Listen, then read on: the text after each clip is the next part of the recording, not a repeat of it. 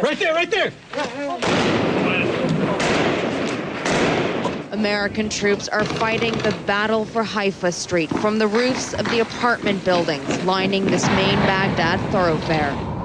Haifa Street is one of the main streets that runs through Baghdad, and it was, by 2007, under Al-Qaeda and its various groups that were affiliated with it, fully under their control. And so it became a killing ground. It became an area where people were threatened and forced to leave.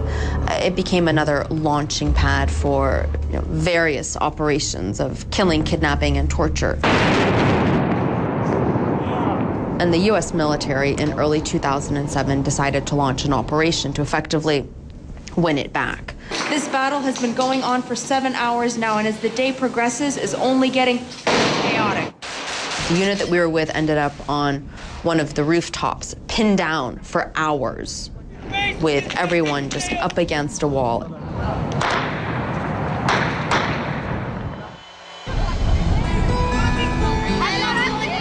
There were other neighborhoods, such as Amariya, for example, that was also fully under Al-Qaeda's control. And that was one neighborhood that we went back to visit. And we drove past one little lot and saw children playing soccer. Well, a few years ago, children that very same age would not have been there playing soccer because literally the evening pastime was getting together and watching an Al-Qaeda execution. It's mind-boggling to think that children would gather every evening and watch this. And we spoke to one young man whose family has asked that we call him Ahmed because even today there's elements of Al-Qaeda. And he talks about how the first time he witnessed an execution, Ahmed was 12 years old at the time. A car with tinted windows drove up. Men, not even bothering to mask themselves, jump out with their guns. They drag the victim out, shoot, and leave. And this became a regular occurrence every single evening, right after the call to prayer. A car would show up, or multiple cars would show up, and people would be executed on the spot. And even though Ahmed was saying at first it gave him nightmares, it terrified him, it then just became normal. أبويا أكثر من مرة انضرب قدامي. أكثر مرة صارت شمروا لنا قنابل للبيت وكان ممدد قدامي بالشارع شفته طلقوا عليه النار حوالي 9 طلقات زين بعد ما أخاف من عنده فشي صار عادي بحياتي. And as a pastime, Ahmed and his friend would take sticks and poke the bodies from far away. And he says that they didn't know what death was. He's still afraid whenever he sees any sort of vehicle that has tinted out windows. It just gives him these severe flashbacks into what it was that he witnessed. وهذا المجتمع مجتمع خوف وارتباك.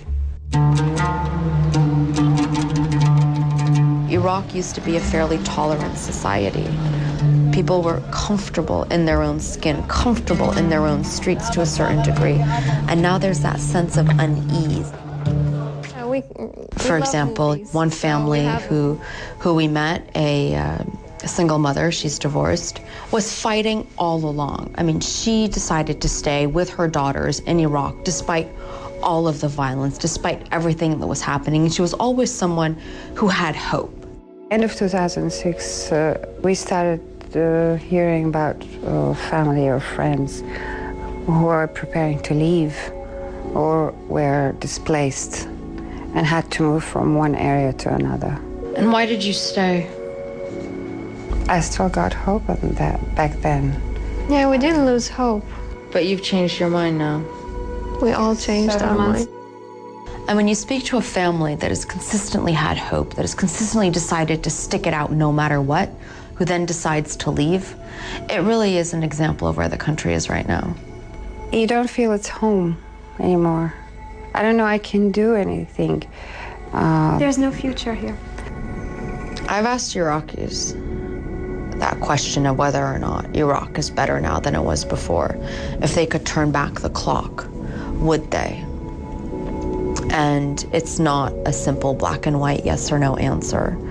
The price that Iraq has paid and that it continues to pay in terms of death, of loved ones lost, of the emotional and mental strain, of the fact that they still have to rebuild society, re-identify themselves from the ground up, means that one can't define their life as simply being better or worse.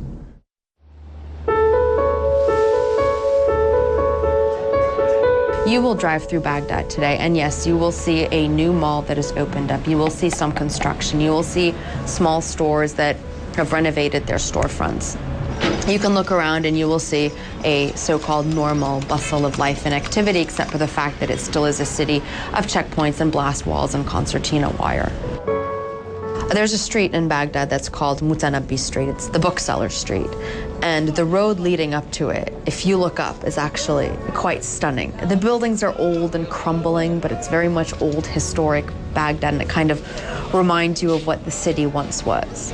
It's this little sliver where you try to run away from the grim and the grime and the depression that really hangs over the capital.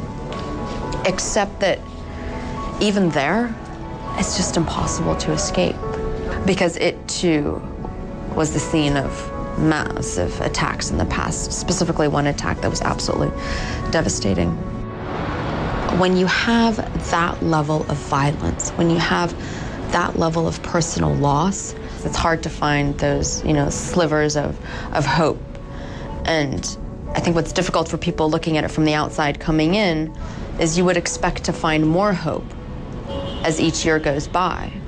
And yet, as someone who's been there regularly, I'm actually finding less hope.